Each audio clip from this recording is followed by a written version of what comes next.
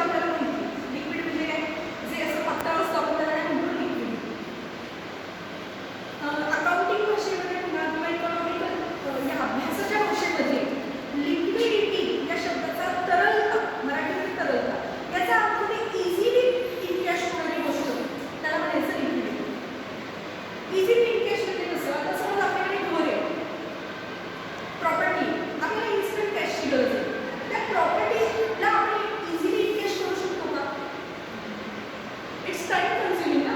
तुम्हाला घर विकायला काढलं, तुम्ही ॲड देणार, 10 रुपये येणार, बघणार, मग ती फायनल डील होणार, मग कुठे जाऊ होणार, त्याला लिक्विडिटी म्हणत नाही. जी गोष्ट इन्स्टंट होते, इन्स्टंट कॅशमध्ये कन्वर्ट करता येते, त्याची लिक्विडिटी चांगली आहे असं म्हणता येईल.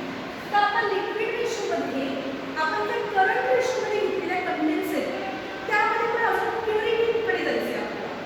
म्हणजे अजून त्याच्यामध्ये करंट या शब्दाचा अर्थ तुम्हाला कळला की ती सतत चेंज होणारी गोष्ट आहे, पण त्यामध्ये पण अजून लिक्विड काय आहे त्या कंटेंट्सला इथे घ्यायचे आणि ते थोडंसं कठीण आहे ते आपल्याला पासून म्हणजे को रिलेटेड आहे की लक्षात घ्या. करंट रेशो आणि लिक्विड रेशो हा कुठेतरी एकमेकांशी संबंधित आहे.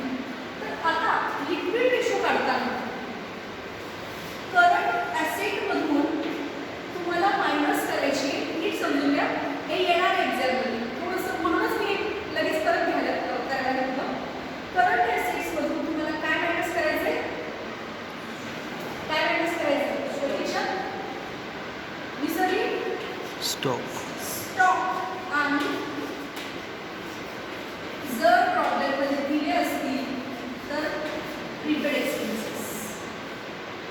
जर प्रॉब्लेममध्ये दिले असतील तर ते आपण करंट रेशो काढताना घेतो, परंतु यावेळेला या दोन कंटेन्ट्सला आपण काय करतो, इग्नोर करतो, काढून टाकतो असं.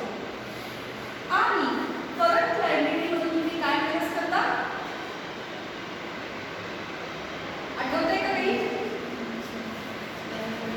बँक ओव्हरड्राफ्ट तुम्ही काय करता, मायनस करता, आणि यातून तुम्हाला जे उत्तर मिळतं ते काय आहे, लिक्विड रेशोचं आन्सर आहे. ठीक आहे, कळतंय? आता करंट ॲसेट्स आपल्याकडे ऑलरेडी फिगर आहे करंट ॲसेटची, कारण करंट रेशोमध्ये आपण ती काढलेली असते. तुम्ही म्हणाल की मग करंट रेशो कसे दिला तर मग आपल्याला हे सगळं काढावं लागतं का? तर जनरली प्रॉब्लेममध्ये देताना करंट रेशो आणि लिक्विड रेशो दोन्ही एकत्रच विचारतो. म्हणजे आतापर्यंतच्या पेपरमध्ये तरी आपण असंच पाहिलं, बुक्समध्ये पण पाहिलं की करंट रेशो विचारल्यावर इन्स्टंट लिक्विड रेशो विचारतात. सो आपल्याला करंट ॲसेटची फिगर रेडी आहे. काय केली होती आपली, 10 लाख होती ना आता आपण काढली. हो. यातून आपल्याला स्टॉक आणि प्रीपेड मायनस करायचं. तर प्रीपेड तर आपल्या प्रॉब्लेममध्ये नाही, सोडून द्या.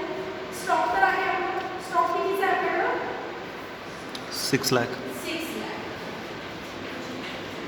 बरोबर. आणि करंट लायबिलिटीची फिगर किती होती आपली, 4 लाख. 4 लाख मधून काय करा, मायनस करा. बँक थोडी किती आहे आपली, 20,000 बरोबर ना. हो. 10 लाखातून 6 म्हणजे 4 लाख तुमची लिक्विड ॲसेट निघाली. याला आपण लिक्विड ॲसेट्स म्हणतो बरं का. Liquid assets divided by liquid liability किंवा त्याला करंट लायबिलिटी म्हणतात. 4 लाख डिवायडेड बाय 3 लाख 80,000.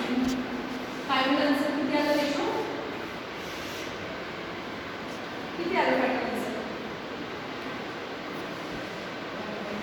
1.05:1 ना. Yes.